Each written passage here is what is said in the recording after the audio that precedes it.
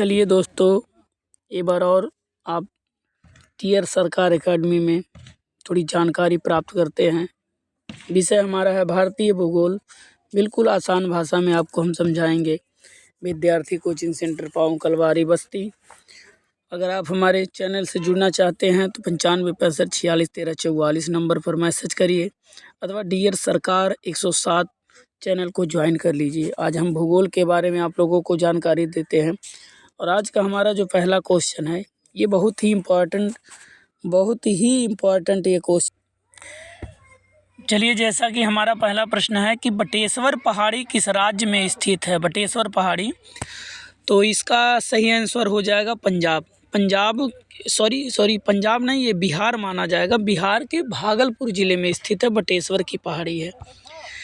दूसरा प्रश्न है भारत के निम्नलिखित राज्यों में से किसकी तटरेखा सबसे लंबी है।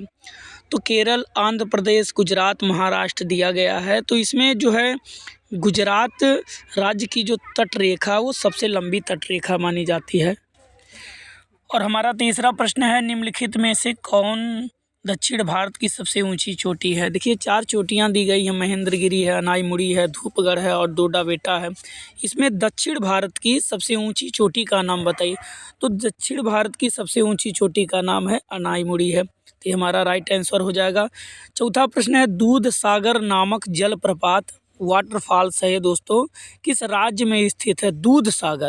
दूध सागर जो जलप्रपात है वो किस राज्य में स्थित है। तो इसका सही ऑप्शन आंसर हो जाएगा गोवा राज्य में स्थित है। और हमारा जो अगला प्रश्न है कि निम्न में से किस नदी को दक्षिण की गंगा कहा जाता है। नर्मदा नदी को, कृष्णा नदी को, गोदावरी नदी को और कावेरी नदी को। तो इसमें जो आंसर हो जाएगा ये हो जाएगा ऑप्शन सी, गोदावरी नदी को। छठवां प्रश्न, निम्नलिखित में से किस नदी का उद्गम भारत में नहीं है। अर्थात निम्न में से कौन सी नदी भारत में उत्पन्न नहीं होती, उद्गम स्थल उसका भारत में नहीं है। रावी, सतलज, चेनाब, व्यास। तो रावी भी है, गलत हो जाएगा। चेनाब भी है, व्यास भी है, सतलज इसमें का आंसर हो जाएगा, क्योंकि सतलज जो है इसका उद्गम भारत में नहीं है, भारत के बाहर है। और हमारा आज का 7वां प्रश्न है केबुल लामजाओ जो है एक राष्ट्रीय उद्यान है और तैरता हुआ राष्ट्रीय उद्यान है। ये किस झील में स्थित है। तो ये डल झील, लोकटक झील, उलर झील और चिल्का झील। तो ये आंसर हो जाएगा बी, लोकटक झील में स्थित है, मणिपुर राज्य में है। निम्नलिखित में कौन बायोडीजल की फसल है। बायोडीजल का मतलब ये हो जाएगा जैव डीजल जो है की फसल है।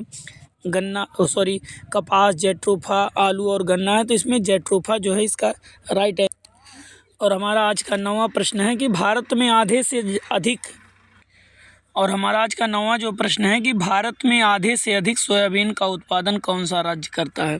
जैसे मान लीजिए जितना भी सोयाबीन होता है, जैसे मान लीजिएगा सोयाबीन 100% सोयाबीन उत्पादन होता है, तो लगभग 50% से भी अधिक सोयाबीन का उत्पादन कौन सा राज्य करता है। तो इसमें आपका मध्य प्रदेश राइट आंसर हो जाएगा। कौन सा राज्य इलायची और काली मिर्च का सबसे बड़ा उत्पादक है। तो कौन सा राज्य इलायची और काली मिर्च का सबसे बड़ा उत्पादक है। तो राइट आंसर केरल हो जाएगा। तो ये रहे आज के हमारे 10 प्रश्न।